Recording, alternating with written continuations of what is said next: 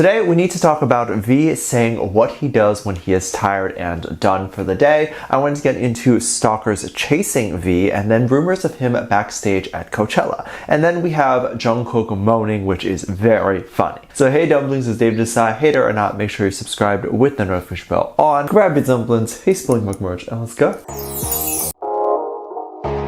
Now, I don't know who started this trend and who I honestly have to thank, but it's been so cute to see a lot of K-pop idols react to their own work, because I think we as the fandom wonder how the members think of what they did and if they reacted to a certain scene the way we did. And we wonder maybe if the members had comments and clarifications to a performance or music video that can give the video a lot more depth or meaning. And if there's a spicy scene, whether that's a shirtless scene or whatever, we'd like to see the boys roast each other or roast themselves. Recently, Suga dropped his documentary on Disney+, and there's been a bit of conversation and looking back at some of the older stuff. A lot of the times when BTS or any artist releases something, a lot of their older stuff get back in recirculation. One specific moment that was talked about was the time BTS decided to react to Love Yourself Tour, and one of their way older moments. I can only imagine this to be a little cringe. Obviously, we as the fans look back and it's totally not cringe, and it's very fun to watch. But as the members themselves, I imagine it's a bit cringe to look at your old self and see how different you are now. Similar to how a lot of you might look back at your old Facebook posts when you were a teenager and cringe. I cringe hard. Watching performances that you feel detached from and mistakes that you made back then and what you would not make now contributes to the cringe feeling. Jimin in one of the performances was actually roasting himself, and it was actually hilarious. He talked about how he looked like he was on the verge of tears and weeping, and even called himself the Korean Chris Brown, because I guess Chris Brown is super emotional on stage. I don't know. But this was absolutely hilarious, and all the members were laughing along as Jimin was teasing himself. Jimin tends to tease himself the most, and we can definitely say it's mostly just jokes, but I do think he tends to be very critical of himself, and I don't think that is fair. But that's a whole other side tangent, and I think a lot of artists are overly critical of themselves. People were also talking about a cute moment when Jung Kook actually had a reaction to what was happening on screen as well. There was a performance where we got to see Taeyang being super hot and giving his stage presence. Taeyang is almost a completely different person when he is on stage. He is very sexy, whereas in person, he seems more goofy. Of course, this makes Taeyang very interesting to watch and gives him a great stage presence. Jung Kook actually was watching a moment where Taeyang was performing and let out a big moan when he saw Taeyang on screen. It was actually more of a scream or shout than it was a moan, but the internet had fun calling it a moan. In Asian culture, we often like to make sounds or gestures instead of actual words. The moan or shout was more so a call for attention to have everyone look on screen to see the amazing visuals that Taeyang was bringing forth. And of course, this was likely more of a gesture to let everyone know that there's something to be learned from at this moment. Taeyang often gets talked about with how beautiful his visuals are, and even recently when he has been doing more solo activity and solo interviews, he's been able to do iconic appearances on magazines like Elle and answering a bunch of dying questions from fans. He appeared on one show where he was asked to show his answers in emojis. So questions like which emoji would describe his fashion sense best and things like that. And V chose a guy with a suit to symbolize that he actually really likes to dress up in vintage clothes lately. And so that guy matches him the best. During this interview, he also answered the age-old question of which animal Taeyang is. If you are unaware, each member is tied to an animal. So people online post a conversation between, let's say, Jimin and Jung Kook. They'll put a bird chick for Jimin, and then Jung Kook is a bunny. And each member has their own animal that the fandom gave them. For Taeyang, the fandom teetered between bear and tiger.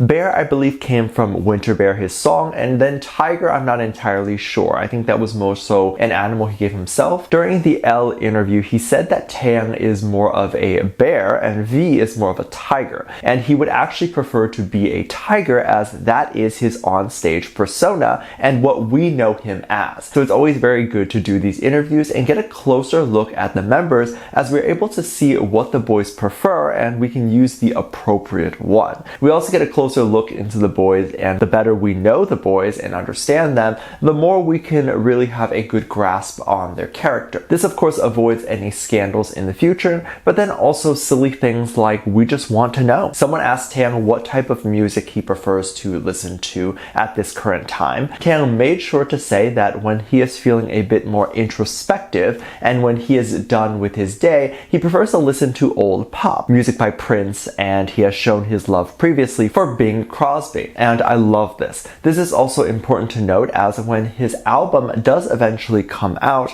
we might hear some of this type of music. He is likely going to be most inspired by this type of music and create a slow jam thing. And I want to add that not every album has to be this big release that is internationally popular. You simply can't expect an artist that might release a non-pop album, for example, and then get featured on American TV or get a huge #1 Billboard. Not saying Taeyang won't get that, because he likely still will, but just remember that if it doesn't happen, that's okay. It doesn't mean the album was a flop. It means it only had a certain number of listeners and it reached all of that, then that's it. Pop is more universal music, while all the boys might prefer to make an album that is not universal, but more so personal, because BTS as a group always does pop. So I hope that makes sense. Likely if Taeyang were to release an album like Bing Crosby or Prince, it might not top the charts and it might just be an album for an older audience and for ARMY. And I want to remind people that that is okay and still considered successful. Taeyang has been doing a lot lately, and there were a few rumors that Taeyang was actually at Coachella. The rumors did circulate a bit when people talked about Jung Kook being at Coachella. There was a ton of news coverage, photos, and video clips that we saw of Jung Kook at the event. And those who believe that Taeyang and Jung Kook are constantly together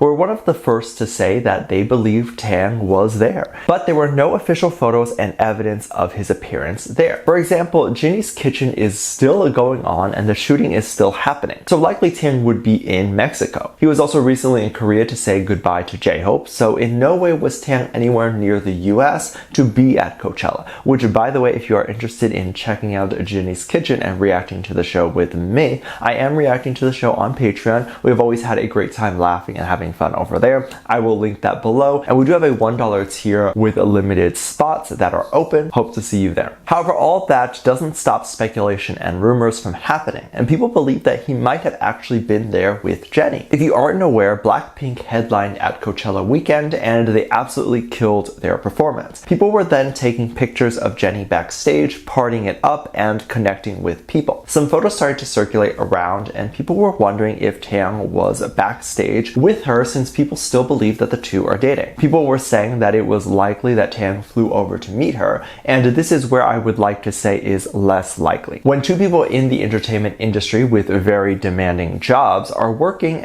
overseas, they don't have time to fly out, and on their day off, unless they have many days off, would probably just settle with a video call. And also, they're not going to show up at their job. While we see Coachella, or maybe the filming of Jinny's Kitchen, as fun, it's literally their office and job. So for your partner to show up, it's a bit unprofessional. And this is all to say if they were actually dating, which I don't believe they are. People were also saying that there's been a huge rise in Sasaengs and stalkers threatening to either leak or hurt BTS members. There were rumors that someone has been trying to leak Jungkook's personal information and that they're trying to track them down or whatever. And I think a lot of these are people just trying to go viral online. Tracking someone is not as easy as it may appear. The internet can do it, but the amount of security the boys likely have at this point and the amount of money they have to guarantee their safety is an amount that would be hard for a simple stalker to be able to break through. Chances are Jungkook, Taeyang, or any of the BTS members would live in a somewhat gated community, and it would be difficult for someone who does not live in the neighborhood or building to get in. Celebrities don't live in an area that is just accessible by anyone. You can't just waltz in. Overall, I think the boys will be okay, and honestly, Taeyang hasn't recently had any of his private information leaked, so it shows me that it's just threats, no action, and all of this is just for attention. Let me know what you think. Make sure you check out my Patreon for more videos, link down below. Thank you for this lovely comment right here.